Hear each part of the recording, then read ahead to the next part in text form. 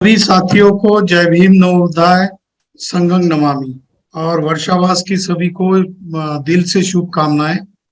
जैसा कि हम जानते हैं कि कल से वर्षावास शुरू हुआ है और आषाढ़ पूर्णिमा से वर्षावास शुरू होता है, जिसकी की शुरुआत तथागत बुद्ध के समय से हुई।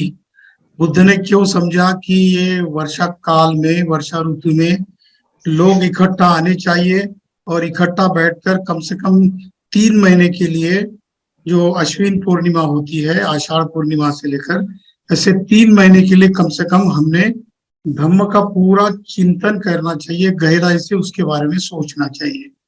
इसलिए बुद्ध ने भिक्खु संघ में ऐसी आदत डाली और ऐसा नियम बनाया कि जितना भी हम साल भर 8-9 महीने घूमते हैं, लोगों के बीच में जो निसर्ग के नीति तत्व है जिसकी खोज तथागत बुद्ध ने पहली बार की थी, उन तत्वों का जो प्रचार प्रसार करते हैं, तो उसका क्या महत्व है।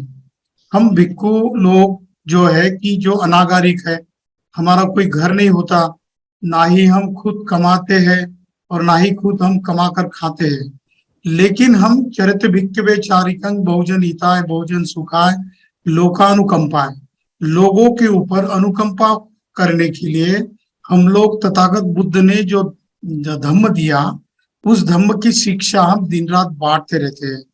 तो हमें कौन सी शिक्षा है जो बांटनी चाहिए और उस शिक्षा का मूल मंत्र क्या है, और ये शिक्षा हमने फिर गहराई से इकट्ठा बैठकर सोचनी चाहिए, उसके ऊपर चिंतन मनन करना चाहिए और उसका मेडिटेशन से खुद के जिंदगी में भी प्रभाव गिराना चाहिए। ऐसा सोचकर तथागत बुद्ध ने इस आषाढ़ पूर्णिमा से वर्षावास में सारे भिक्खु संघ के लोग, जैसे जैसे जिस गांव में, जिस इलाके में, जिस उस वक्त के जनपद में रहते थे, तो वहां के लोग इकट्ठा आकर बैठते थे और सोचते थे। तो ये सोच क्या थी? तो जैसा कि बाबा साहब अम्बेडकर ने जो अपनी काल विजयी किताब लिखी है, बुद्ध एंड इस धम्मा, उसमें बाबा साहब कहते हैं कि बुद्ध का धम्म कैसा है। तो वो जो आखिरी के चैप्टर में वो लिखते हैं कि भगवान बुद्ध का धम्म ये दूसरा तीसरा कुछ नहीं, ये जो है मॉडर्न साइंस जो है भगवान बुद्ध के धम्म का प्रतिध्वनि है। मॉडर्न साइंस इकोइंग बुद्धिज्म, ऐसा बाबा साहब अपने ग्रंथ में लिखते हैं। और उन्होंने ये कहा कि ये एक साइंटिफिक भी है, मॉडर्न साइंस इकोइंग बुद्धिज्म। तो ये क्या है? तो बाबा साहब कहते हैं कि विज्ञान से जो शुरुआत होती है वो बुद्ध ने 2500 साल पहले कैसी शुरुआत की थी, उसका जिक्र तथागत बुद्ध ने अपना जो पहला प्रवचन दिया था सारनाथ में, धम्म चक्र प्रवर्तन सूत्र ऐसा उसको कहा जाता है, उसमें सारी विज्ञानवाद की जड़ जो छुपी हुई है, जो कि बुद्ध ने दुनिया को पहली खोज की, और वो पहली खोज साइंटिफिक खोज थी, और जिसके बलबूते पर फिर आधुनिक विज्ञान के बेसिक प्रिंसिपल्स निर्भर है। और ऐसा बाबा साहब भी कहते हैं। बाबा साहब ने कहा कि 19वीं शताब्दी के वैज्ञानिकों के अनुसार 3 कानून की सृष्टि के नियामक कारक थे। 19वीं शताब्दी के वैज्ञानिक इन तीनों कानूनों को सृष्टि के मूल तत्व मानते थे। उनकी कल्पना थी कि विश्व अविनाशी अणुओं से यानी एटॉम से भरा पड़ा है। 19वीं शताब्दी समाप्त होने को ही थी, तो जब जे थॉमसन ने और उनके शिष्यों ने अणु पर हथौड़े चलाने आरंभ किए, और आश्चर्य की बात थी कि अणु के टुकड़े टुकड़े होकर टूटने लगे। फिर लिखते बाबा साहब, इन टुकड़ों को इलेक्ट्रॉन यानी परमाणु कहा जाने लगा। सभी समान और सभी में ऋणात्मक विद्युत गुण थे।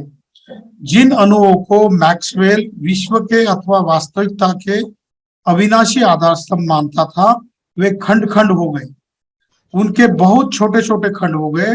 प्रोटॉन तथा इलेक्ट्रॉन्स, प्रोटॉन्स एंड इलेक्ट्रॉन्स, घनात्मक और ऋणात्मक विद्युत लिए हुए ये प्रोटॉन्स और न्यूट्रॉन इलेक्ट्रॉन्स की खोज कर ली साइंस ने।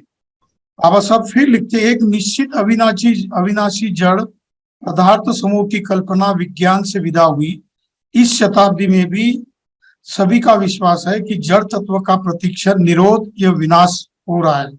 भगवान बुद्ध के अनित्यता के सिद्धांत की पुष्टि अनुमोदित हो गई है।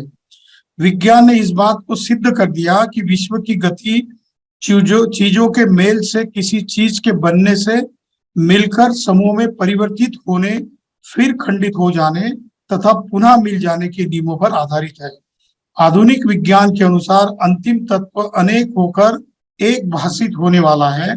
आधुनिक विज्ञान भगवान बुद्ध के अनित्यता तथा अनात्मवाद के सिद्धांत की प्रतिध्वनि है। बाबा साहब लिखते हैं कि E.G. टेलर ने अपनी पुस्तक बुद्धिज्म एंड मॉडर्न थॉट, इसमें ऐसा लिखा है कि भगवान बुद्ध का धम्म ये विज्ञान का सबसे पहला खोज है, सबसे पहली खोज है। बाबा साहब जैसे, टेलर जैसे, रीड जैसे और दुनिया के सारे बड़े बड़े साइंटिस्ट लोगों ने और तत्वज्ञानियों ने भगवान बुद्ध के धम्म को वैज्ञानिक धम्म माना है, तो इसीलिए हम भी उसके ऊपर विश्वास करने लगते हैं। लेकिन हम विश्वास तो करने लगते हैं, तो क्या हम लोग ये विश्वास को अपने जीवन में प्रत्यक्ष रूप से उतार पाते हैं? तो ये उतार पाना भी संभव है। ऐसा बुद्ध ने कहा कि जो विज्ञान की बातें होती है, जो निसर्ग का नियम होता है, वो निसर्ग का नियम और निसर्ग के नियमों की बातें आप हर इंसान इस दुनिया का खुद अनुभव कर सकता है। इसका जीता जागता उदाहरण भगवान बुद्ध ने दिया हुआ सबसे पहला सूत्र जो है धम्मचक्र प्रवर्तन सूत्र है, जो कि पंचवर्गीय भिक्षुओं को दिया था। पंचवर्गीय भिक्षु को देते वक्त, जो कि पहली संगीति में, जो महाकश्यप भंते की अध्यक्षता में पहली संगीति हुई थी, और उस संगीति में जो सूत्र है, सूत्र का पठन भंते आनंद ने किया था, और विनय का पठन जो है वो उपाली भंते ने किया था, और अभिधम्म पिटक का महाकाश्यप भंते और जितने भी अर्हत 500 भिक्षु थे, इन्होंने वहां पर चर्चा की थी। उसके आधार से धम्मचक्र प्रवर्तन सूत्र का जो प्रवचन हमारे सामने है। इस सूत्र की शुरुआत ही ऐसी होती है कि वो धम्मचक्र प्रवर्तन सूत्र का जब पाठ हुआ था पहली संगीति में, तो आनंद ने ऐसा कहा, एवं में सुत्तंग एक समय भगवा वाराणसी विहरती इसी पतने मिगदाय तत्र खो भगवा पंचवज्ञीय भिक्खु आमंतेसी। तो इसका मतलब है कि ऐसा मैंने सुना है, एक समय भगवान वाराणसी के ऋषि पतन मुगदाय में विहार करते थे, वहां भगवान ने पंचवर्गीय भिक्षु को संबोधित किया। तो क्या संबोधित किया? तो भगवान बुद्ध कहते हैं, द्वे में भिक्खवे अंता पब्बजीते न सेवितब्बा यो चायं कामेषु काम सुखल्लिकानुयोगो हीनो गम्मो पोतु जन्निको अनरियो अनत्त संहितो यो चायं अत्त किलमतानुयोगो दुखो अनरियो अनत्त संहितो। भिक्षुओं, इस दुनिया में हम लोग जो आज मानते हैं वो दो प्रकार के नियम हैं। वो कौन से? कतमे द्वे, कौन से दो नियम है? तो बुद्ध कहते हैं कि इन दो अंतों को प्रवर्जित को नहीं सेवन करना चाहिए। तो कौन से दो है? ये जो हीन ग्राम्य पृथकजन और योग्य अनार्य अनर्थ काम वासनाओं से भरे हुए सुख, और दूसरा अपने शरीर को बहुत ही तकलीफ देने वाला दूसरा मार्ग। तो बुद्ध कहते हैं कि कुछ लोग ऐसा मानते हैं कि जीवन में सुख पाने के लिए बहुत सारी तपस्या करनी चाहिए, अपने शरीर को तकलीफ देना चाहिए, खाना छोड़ देना चाहिए, और उससे फिर हमको ज्ञान का साक्षात्कार होगा। दूसरे कहते हैं कि जीवन ऐसा नहीं, उसका पूरा उपभोग करना चाहिए, वासनाओं में, रंगरलियों में ऐसे ही जीवन बिताना चाहिए। लेकिन बुद्ध कहते हैं कि ये दोनों भी नियम निसर्ग के सही नियम नहीं है। तो निसर्ग का सही नियम कौन सा है? तो कहते हैं मध्यमा प्रतिपदा, जो मध्यम मार्ग है, मिडल पाथ है, वही जीवन का सबसे बढ़िया और जो अपनी आंख खोल देने वाला और ज्ञान प्राप्त करने वाला जो मार्ग है, उस मार्ग को मैंने खुद अनुभव किया है, मैंने उसको पाया है, और उसका मैं पूरा उपभोग ले रहा हूँ, और उसी की वजह से मैं सारे दुखों से मुक्त हो चुका हूँ। भिक्षुओं, मैं ये जो धम्मचक्र प्रवर्तन सूत्र है मैं आपको बताता हूँ। तो उस वक्त कौंडिन्य, वप्प, भद्दीय, महानाम और असज्जित, ये 5 पंचवर्गीय भिक्षु थे। वो पहले बुद्ध के साथ थे, लेकिन बुद्ध को इसीलिए छोड़ गए थे क्योंकि बुद्ध ने खाना खाना शुरू कर दिया था, सुजाता से खीर ली थी, और बाद में आपको पता है कि बुद्ध को संबोधि प्राप्त हुई थी, वो अरहत हुए थे, सम्यक संबुद्ध हुए थे। तो उस जो पहला सूत्र है उसमें कहते हैं कि ये जो दो अंत है जो सेवन के प्रवजितों को नहीं करना चाहिए। तो ये इसमें से कौन सा मार्ग है? जो पहला है जो यह काम वासनाओं में लिप्त होना है, ये हीन मूर्खतापूर्ण अनर्थकारी एवं अनार्यों से सेवित है। ये बुरे लोग ही इसका आचरण करते हैं। दूसरा है ये जो अपने को पीड़ा देना है, ये दुखपूर्ण अनर्थकारी एवं अनार्यों से सेवित है। तो भिक्षुओं, तथागत ने इन दो अंतों को छोड़कर दिया हुआ जो मध्यमा प्रतिपदा, मध्यम मार्ग की जो खोज की थी, ये खोज करने वाला जो मार्ग है, मैंने जो खोजा है वो कैसा है? तो कहते हैं कि चक्षु उदपादि, उससे आंख खुल जाती है, ज्ञान खुल जाता है। ज्ञान विदप उदपादि, उससे ज्ञान मिलता है। पय्या उदपादि, तो प्रज्ञा विकसित होती है। प्रज्ञा ने सत सत विवेक बुद्धि, कि अगर कोई सामने वाला इंसान मेरी बुराई कर रहा है, मेरा अनड्यू एडवांटेज ले रहा है, मेरा गलत इस्तेमाल कर रहा है, तो उसको पहले से ही समझ में आ जाना, ये प्रज्ञा होती है, पय्या बोलते हैं उसको। तो भिक्खु जो ये मैंने जो पटिपदा, मध्यमा प्रतिपदा जो खोज की है, तो तथागत ने उसको जाना है, जो कि आग देने वाला है, ज्ञान कराने वाला है, शांति के लिए है, अभिज्ञा के लिए है, और संबोधि के लिए है, तथा निर्वाण के लिए है। ये अठंडगी को मग्गो कैसा है? तो 8 अंगों वाला है। तो पहला अंग है उसका सम्मा दिट्ठी, दूसरा है सम्मा संकप्पो, सम्मा वाचा, सम्मा कम्मंतो, सम्मा आजीवो, सम्मा वायामो, सम्मा सती और सम्मा समाधि। ये जो 8 अंगों वाला जो आर्य अष्टांगिक मार्ग है, ये 3 भागों में फिर बुद्ध ने विभाजित किया। तो 3 भाग है जो पहले सील के है। बुद्ध कहते हैं कि जो सील है वो धम्म का फाउंडेशन है, प्लिंथ है, वो बेस है, वो पाया है। और दूसरे 3 जो है वो समाधि के अंग है, वो जो है वो दीवार की तरह है। और तीसरे जो 2 है वो सम्मा दिट्ठी और सम्मा संकल्प, ये प्रज्ञा है। जो भी कोई साथी सील का गहराई से पालन करता हो, ये 8 अंगों में से 3 अंगों का भरपूर पालन करता हो, तो उसने अपने धम्म जीवन में अपना फाउंडेशन ठीक किया है, ऐसा बुद्ध कहते हैं। तो ये 3 के बाद जब वो सीलों में परिपक्व हो जाता है, तो उसकी समाधि ठीक से होती है। और समाधि के भी 3 अंग होते हैं। वो 3 अंगों में जब परिपक्व होता है, तो उसको फिर प्रज्ञा विकसित होती है, उसकी प्रज्ञा प्राप्त होती है। और जब उसकी प्रज्ञा प्राप्त होती है उसे, तो उसको वो सम्मा दिट्ठी कहते हैं। सम्यक दृष्टि आ जाती है, उससे सारा ज्ञान जो है, दुख से मुक्त कैसे होना, वो इंसान खुद ही जानता है। फिर उसका कोई गुरु नहीं बचता, वो सारा कुछ जो है अपने आप करने लगता है। तो बुद्ध ने कहा कि ये खोज मैंने सबसे पहले की, और ये खोज करने के बाद ही मैं बुद्ध बना। तो ये चत्तारी अर्य सत्यानी, उसके बाद का दूसरी कड़ी क्या है? तो बुद्ध ने कहा कि ये जो आर्य अष्टांगिक मार्ग का जो 8 अंगों वाला मार्ग है, मैंने खुद जान लिया है, मैंने उसको पहचान लिया है। तो उसके साथ साथ बुद्ध कहते हैं कि 7 तत्वों को, जो कि बुद्ध धम्म के तत्व है, उनको मैंने जाना। तो कौन से तत्व है? तो कहते हैं कि पटिच्च समुपाद पश्यति यो धम्मा पश्यति, यो धम्मा पश्यति पटिच्च समुपाद पश्यति। जो प्रतीत समुत्पाद को जानता है वो धम्म को जानता है, और जो धम्म को जानता है वो प्रतीत समुत्पाद को जानता है। ये प्रतीत समुत्पाद क्या है? तो बुद्ध कहते हैं वो 2 चीजों का है बना हुआ। एक तो ऐसा है कि कोई भी चीज जो है अपने आप में निर्माण नहीं होती, उसका कुछ ना कुछ तो भी कारण होता है। बगैर कारण के कोई भी चीज इस दुनिया में पैदा नहीं होती, निर्माण नहीं होती। और दूसरा है कि कोई भी चीज स्वयंभू नहीं है, अपने आप में स्वतंत्र नहीं है, वो एक दूसरे पर निर्भर है। तो उसका नियम बुद्ध ने कहा, जो कि निसर्ग का नियम, थ्योरी ऑफ थर्मोडायनेमिक्स और थ्योरी ऑफ एनर्जी। एनर्जी का जो सिद्धांत विज्ञान ने विकसित किया, energy neither created not destroyed, it can transform from one form to another.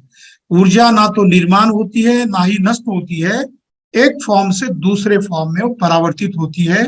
यही चीज धम्मचक्र प्रवर्तन सूत्र में तथागत बुद्ध ने 2500 साल पहले बताई। वो है सब्बे पय्यालितो लोको सब्बो लोको पकंपितो। विश्व ये दूसरा तीसरा कुछ भी नहीं, ऊर्जा का प्रज्वलन और कंपन है। यही बात थर्मोडायनामिक्स के रूल ने, विज्ञान ने फिर स्पष्ट कर दी। Energy neither created not destroyed, it can transform from one form to another. तो जब भी हम लोग निसर्गता जीवित होते हैं, तो हमारे बीच में निसर्ग का संतुलन होता कैसे? तो जैसे कि हमारे बीच की जो ऊर्जा है वो निसर्ग के नियमों के साथ होती है, और अगर कोई इंसान की डेथ हो जाती है, तो उसकी ऊर्जा रिलीज होकर दूसरे फॉर्मेट में चली जाती है। ये जो थ्योरी ऑफ थर्मोडायनेमिक्स है, इसका सिद्धांत 2500 साल पहले भगवान बुद्ध ने धम्मचक्र प्रवर्तन सूत्र में कहा। तो फिर कहते हैं कि जैसे कि हमने प्रतीत समुत्पाद बताया, तो ये दुख है, दुख शरीर हर चीज का कारण दुख है। और दुख क्यों आता है?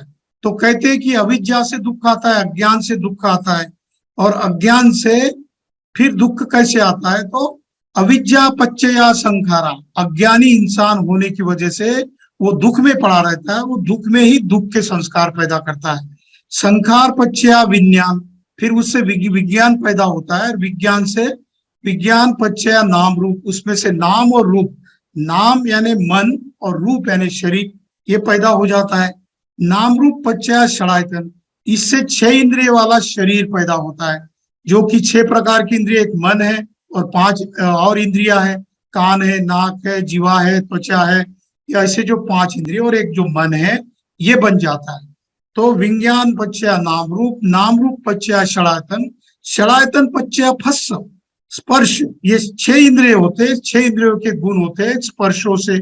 तो कौन से स्पर्श है? तो कान से सुना जाता है, कान को जब स्पर्श होता है तो वो कान डिसाइड करता है और वो ब्रेन में मेमोरी में जाता है, तो वो मेमोरी सोचती है कि मधुर संगीत है, अच्छी आवाज है या गाली गलौज है, तो फिर वो प्रतिक्रिया करने लगता है। अगर कोई मीठी बात करता है तो शरीर में आनंद की लहर पैदा होती है, उसको संवेदना कहते हैं। और अगर कोई बुरी गाली गलौज करता है तो हमारा मन बिल्कुल दुखी हो जाता है, वो प्रतिक्रिया में किसी को मारने की कोशिश करता है। तो बुद्ध कहते हैं कि षडायतन पच्चया फस्स, जो कान को आवाज आती है, जीभ को टेस्ट आ जाती है, नाक को गंध आ जाती है, मन में विचार आ जाता है, त्वचा को स्पर्श होता है, तो बुद्ध कहते हैं कि सारे के सारे 6 इंद्रियों के 6 जो स्पर्श है, ये सब दुख ही पैदा करते हैं। तो ये क्यों दुख पैदा करते हैं? क्योंकि हम अविद्या में रहते हैं, अविद्या से दुख पैदा होता है, संस्कार दुख के होते हैं, फिर विज्ञान, फिर नाम रूप षडायतन फस्स, फिर वेदना, जो स्पर्श से वेदना होती है, वो वेदना या तो सुखद होती है या तो दुखद होती है, या तो सुखद या अदुखद होती है। 3 प्रकार की संवेदना हम लोग हर दिन अनुभव करते हैं। अगर किसी ने मेरी तारीफ की तो मैं बड़ा प्रफुल्लित हो जाता हूँ, खुश हो जाता हूँ, और ऐसा समझता हूँ कि मैं कितना अच्छा आदमी हूँ, और सामने वाले को धन्यवाद देता हूँ। तो बुद्ध कहते हैं कि किसी ने अच्छी भी बात कही और उसको तुम्हारे ऊपर उसका परिणाम हुआ, तो ये भी दुख ही पैदा करती है। क्योंकि बुद्ध ने कहा कि जो बात तुम समझ नहीं पाते हो क्योंकि आप दुख में लिप्त हो। तो ये कैसा है कि बुद्ध ने कहा कि दुख अर्य सत्य है, जन्म भी दुख है, बुढ़ापा भी दुख है, रोग भी दुख है, मरण भी दुख है, अप्रियो ही संपयोगो दुखो, अप्रिय लोगों से मिलना ये भी दुख है, प्रिय ही विपयोगो दुखो, प्रिय लोगों का बिछड़ना ये भी दुख है। तो अप्रियो से मिलन दुख है, प्रिय से बिछड़ना दुख है, इच्छा होने पर किसी वस्तु का न मिलना भी दुख है। संक्षेप में 5 उपादान स्कंद जो होते हैं वो दुख है। तो कौन से 5 उपादान स्कंद है? तो बुद्ध कहते हैं भिक्खुओं, रूप, वेदना, संज्ञा, संस्कार और विज्ञान, ये जो 5 स्कंद है ये दुख ही पैदा करते हैं। ये दुख क्यों पैदा करते हैं? क्योंकि आपने अविद्या से जाकर विद्या को प्राप्त ही नहीं किया। तो मेरा जो धम्म है इंसान को दुख से सुख की ओर ले जाने वाला विज्ञान का नियम है, जो कि निसर्ग का नियम है, ऐसा बुद्ध धम्मचक्र प्रवर्तन सूत्र कहते हैं। तो बुद्ध कहते हैं कि पहला सूत्र जो दुख का अस्तित्व है, दुख का समुदय है, दुख का समुदय आर्य सत्यम, दुख का जो आर्य सत्य है वो दुख का कारण है। तो कहते हैं कि दुख का कारण क्या है? तो तृष्णा है। तो जैसे हमने क्या फस्स पच्चया वेदना, वेदना पच्चया तनाव, ये 6ठे स्टेप पर हम लोग आ गए। तो वेदना से क्या होता है? तो दुख होता है।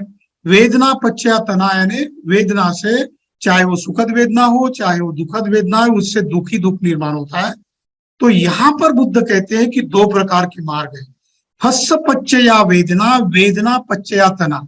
ये वेदना अगर हम दुख में है, अविद्या में है, तो उससे दुख ही निर्माण होता है। लेकिन जब हम लोग भगवान बुद्ध का आर्य अष्टांगिक मार्ग का जब हम आचरण करते हैं, त्रिशरण, पंचशील, आर्य अष्टांगिक मार्ग, प्रतीत समुत्पाद, 4 आर्य सत्य, अनित्यता, अनात्मता, दुखता और 10 पारमिता है, ये 7 तत्वों का जब हम लोग पालन करते हैं तो जो है तना पचया उपादान, तो फस्स पचया वेदना, वेदना पचया तना, तो वेदना से तृष्णा में, तृष्णा का निर्माण होने के बजाय वेदना पचया पहिया, तो प्रज्ञा की ओर मार्ग जाता है।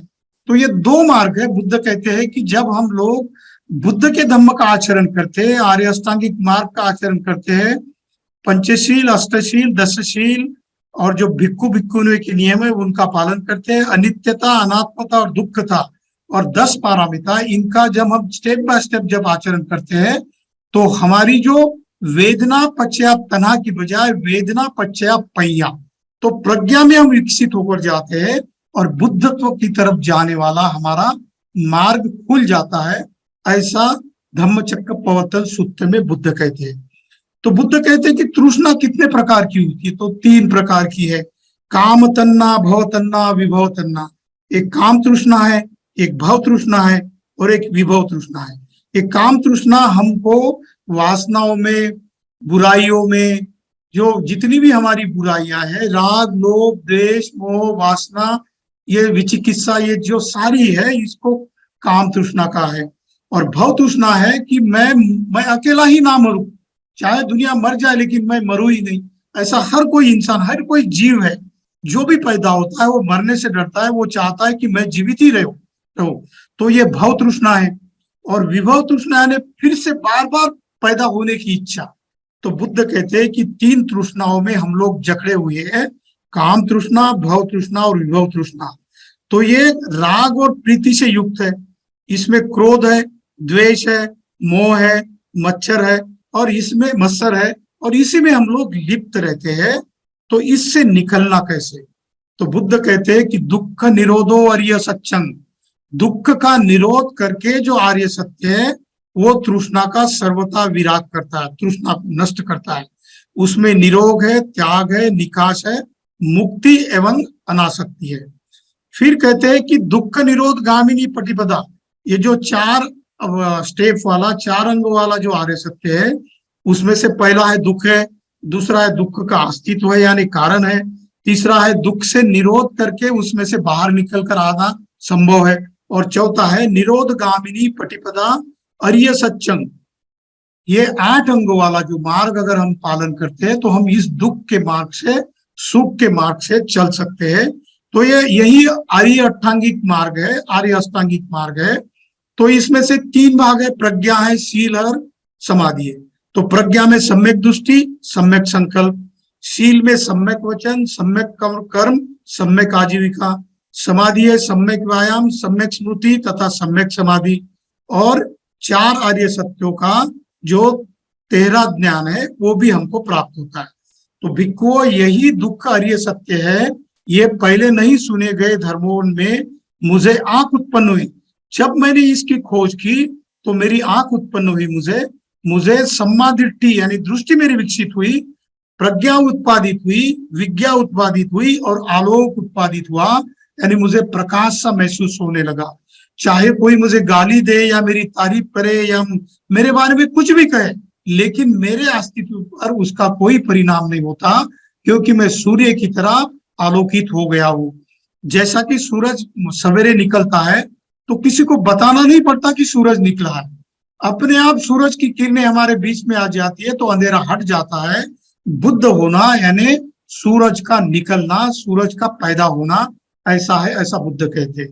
तो ये सूरज के जैसा प्रकाशित होना ये इस दुनिया के हर इंसान को संभव है, ऐसा भी बुद्ध धम्मचक्र प्रवर्तन में कहते हैं, क्योंकि हर इंसान में बुद्धत्व के बीज बोए हैं, ऐसा बुद्ध कहते हैं। तो भिक्खु, यह दुख और यह सत्य है, ये परियंत्यति जानने के योग्य है, ये पहले नहीं सुना गया। ये धर्मों में मुझे आंख उत्पन्न हुई, प्रज्ञा उत्पन्न हुई, विज्ञा उत्पन्न हुई और आलोक उत्पन्न हुआ। इसलिए जो बुद्ध का धम्म जो है, ये ज्ञान मैं आपको बांट रहा हूं।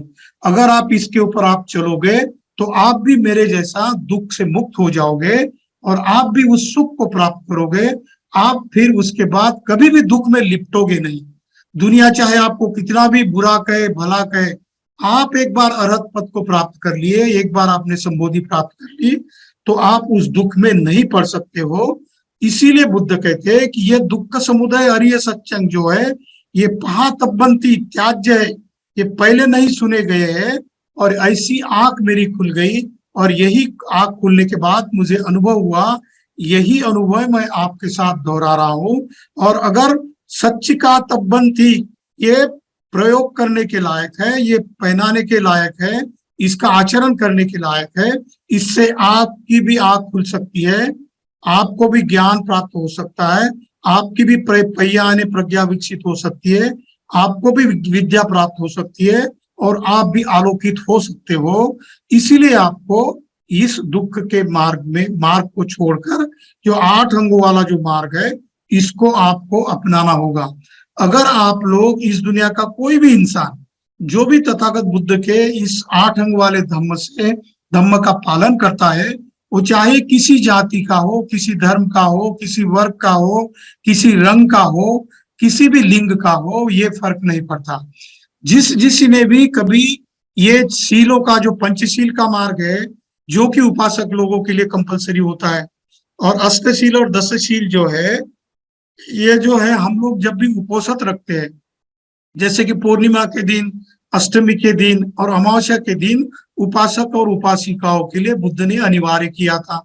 आप तो साल भर जिंदगी भर 24/7 24 घंटे सारे इन धम्म का पालन नहीं कर सकते, लेकिन आप इस मार्ग पर चल सकते हैं। आप एक सिविल सोसाइटी क्रिएट कर सकते हो जिससे कि आप खुद के जीवन में समृद्धि ला सकते हो, मन की शांति ला सकते हो। और ये शांति अगर आपके मन में आई और यही चीज जो आपने दुनिया को बांटी, तो ये दुनिया ये धम्म राज्य बन सकता है। और इसीलिए बुद्ध ने कहा कि आपको इस धम्म राज्य का पथिक होना है, और इस पथिक होने के लिए आपको इस मार्ग पर चलना होगा।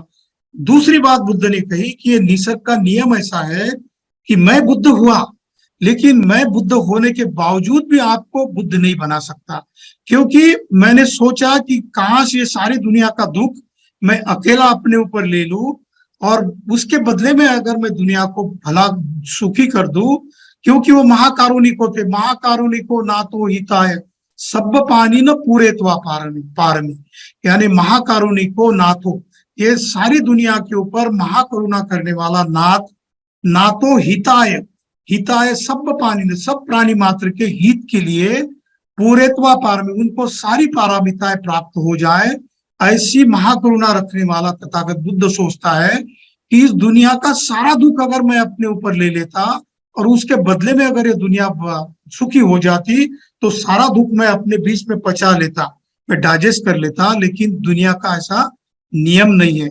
दुनिया का नियम ऐसा है कि जो है खुद को ही आपको प्रैक्टिस करना है। अत्ता ही अत्तनो नाथो कोई नाथो परोसिया, अत्तना ही सुदंते न नाथ लबदी कुल्लभ। मतलब बुद्ध कहते हैं कि ये जो ऐसा मार्ग है, ये इस मार्ग पर आपको खुद चलना होगा। मैं सिर्फ आपको इस मार्ग से कैसे चलना है ये मैं आपको बता सकता हूं, क्योंकि इस मार्ग पर चलकर मैंने इस रास्ते का अंत जो है उसको मैंने पा लिया है, उसको मैंने अनुभव कर लिया है।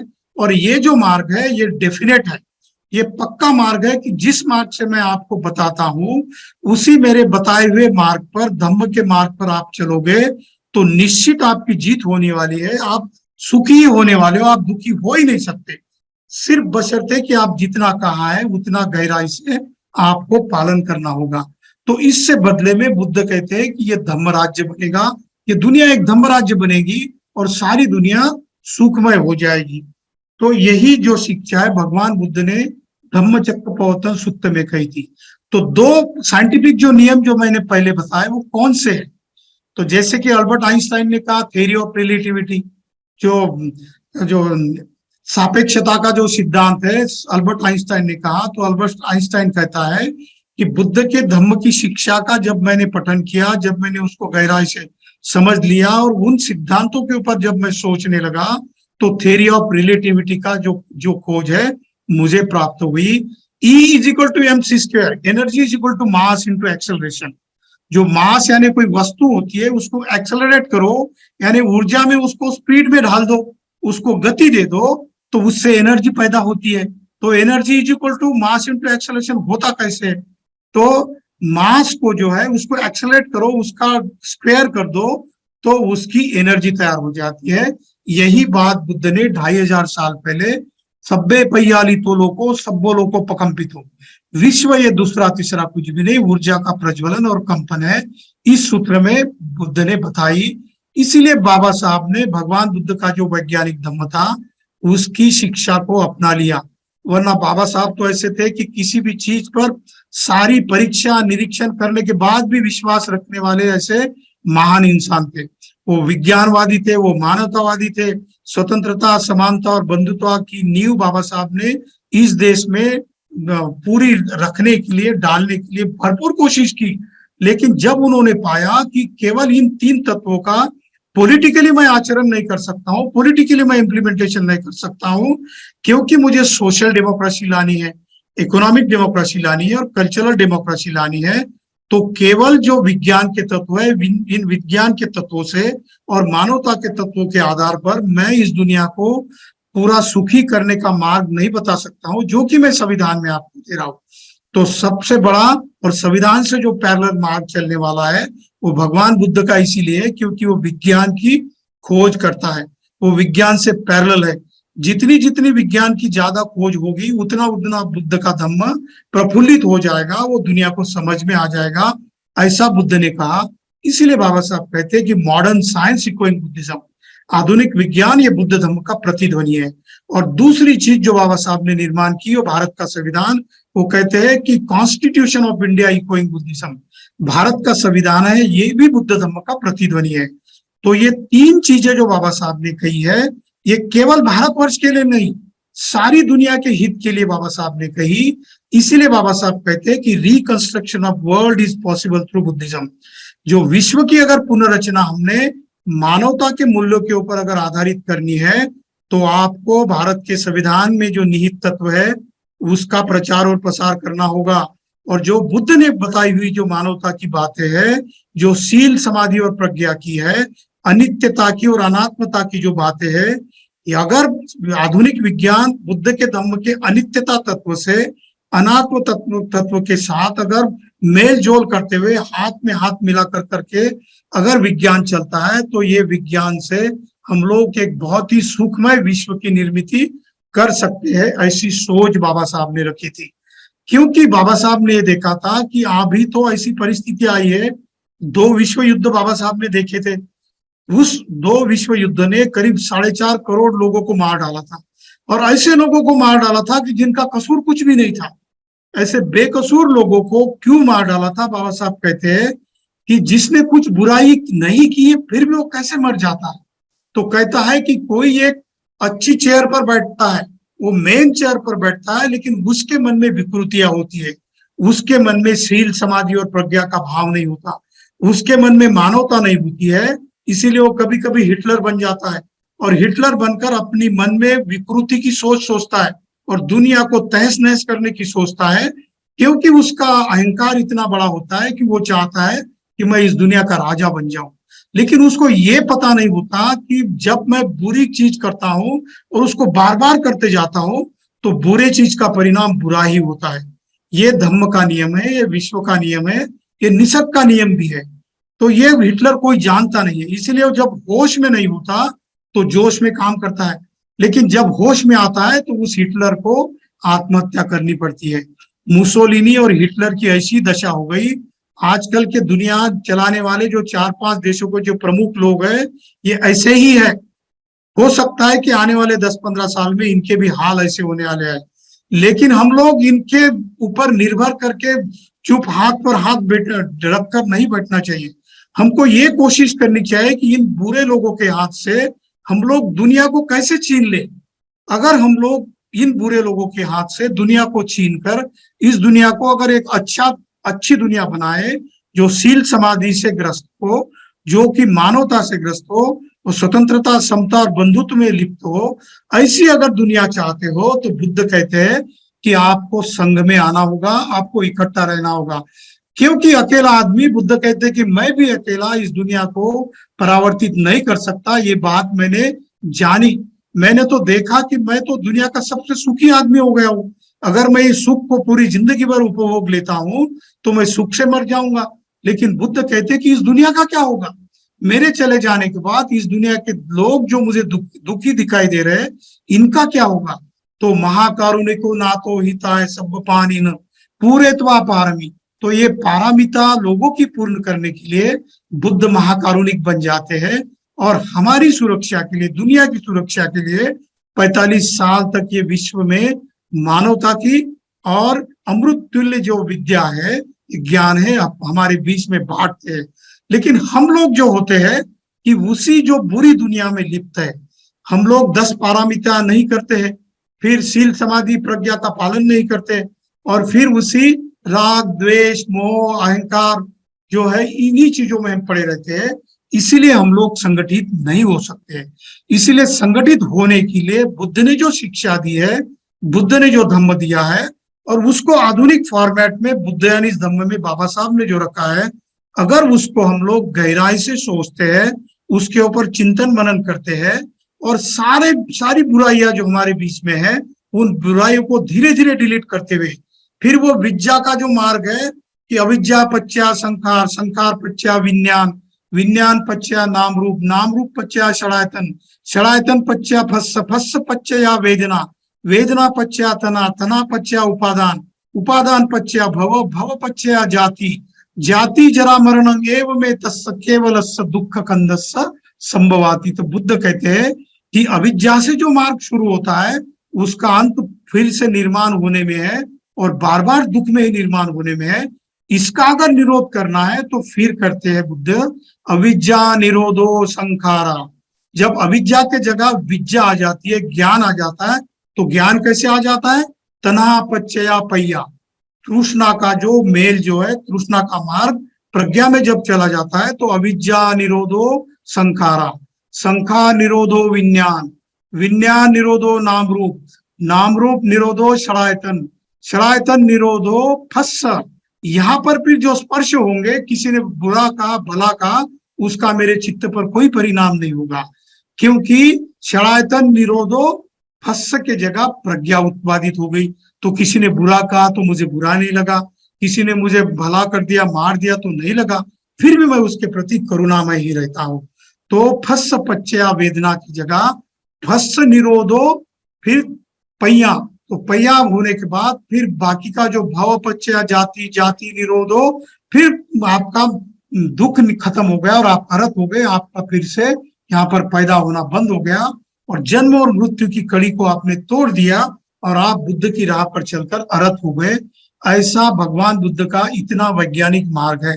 ये सब कुछ करने के लिए बुद्ध की एक कंडीशन है, बुद्ध का एक नियम है, ये वैसे प्राप्त नहीं होगा। इसके लिए आपको संग में आना होगा, क्योंकि अकेला इंसान बुराई से लड़ नहीं सकता, बुराई का सामना अकेला इंसान नहीं करता, उसको दूसरों के हाथ में हाथ मिलाने की जरूरत होती है। बाबा साहब ने जैसा कहा कि रूल की क्यों जरूरत है हमको, धम्म की जरूरत क्यों है? क्योंकि जब मैं किसी दूसरे आदमी के साथ संपर्क करता हूं, तो तब मुझे धम्म की जरूरत है, तब मुझे पंचशील की जरूरत है, तब मुझे दशशील की जरूरत है, तब मुझे विनय की जरूरत है, तब मुझे आनापाना विपश्यना मेत्ता भावना मेडिटेशन की जरूरत है। क्योंकि यही यही जो चीज है जो मेरे मन को सिंचित करती है, कल्टीवेट करती है। इसी चीज को हमको संग में आने के बाद ही संभव है कि हम इस चीज को प्राप्त कर सकते हैं। इसीलिए दोस्तों, जो 2500 साल बाद बाबा साहब ने जो फिर से भगवान बुद्ध के धम्म की खोज की, अपनी प्रज्ञा से बाबा साहब ने हमको इतना बड़ा ज्ञान, इतना बड़ा नॉलेज, दुनिया का सबसे बढ़िया ट्रेजर है नॉलेज का, वो हमारे सामने उपलब्ध कर दिया। इसलिए हम भविष्य को या इसको तो नहीं मानते, तकदीर को, लेकिन मैं तो मानता हूं कि मैं भगवान बुद्ध के और बाबा साहब की राह में पैदा हुआ। अपने आप को मैं बहुत ही भाग्यशाली महसूस करता हूं कि अगर मैं इसके अलावा किसी दूसरी लोगों की जातियों में पैदा होता तो मुझे कहाँ मिलता है मार्ग। तो मेरी ये जिम्मेदारी है कि जिन जातियों को, जिन समाज को, जिन धर्मों के लोगों को ये ज्ञान प्राप्त नहीं है, उनके बीच में ये भगवान बुद्ध का प्रकाश दिन रात बांटता रहूं। इसके लिए पहले मुझे मेरे संग में इकट्ठा होना होगा, और इसीलिए मैं चाहता हूं कि मैंने तो डिसाइड किया है कि मैं भगवान बुद्ध का जो रास्ता है, संघ का, संघ शक्ति का, संघ से जो शक्ति है उसके साथ जुड़ने का मैंने तय कर लिया है। अब निर्भर करता है कि यहाँ पर 196 हमारे साथी है, समन संगी है, क्योंकि हमारे महान समन संगियों की ये विचारधारा है, इसको हमने बरकरार रखना ही होगा। अगर हम बरकरार नहीं रखेंगे तो आने वाली आगे की पीढ़ियां हमको कोई वैल्यू नहीं देने वाली। इसलिए हमको संघ में जुड़ना है। ये सारे संघ में जुड़ने के बाद हम दूसरों को, एक दूसरे के साथ जितने भी बुराइयां है उतनी बुराइयां धीरे धीरे कम करते जाएंगे। और भगवान बुद्ध ने जो बताया हुआ जो धम्मचक्र प्रवर्तन सूत्र का जो प्रवचन है, उसको हम लोग अपने मन में, मन के गहराई में ले, तभी हम लोग इस देश को, इस दुनिया को अच्छी दुनिया बना सकते। इसीलिए संघ में आना है, इसीलिए संघ में जुड़ना है। संघे शक्ति। धन्यवाद। जय भीम, जय बुद्ध, जय भारत, जय संविधान, संघं नमामि।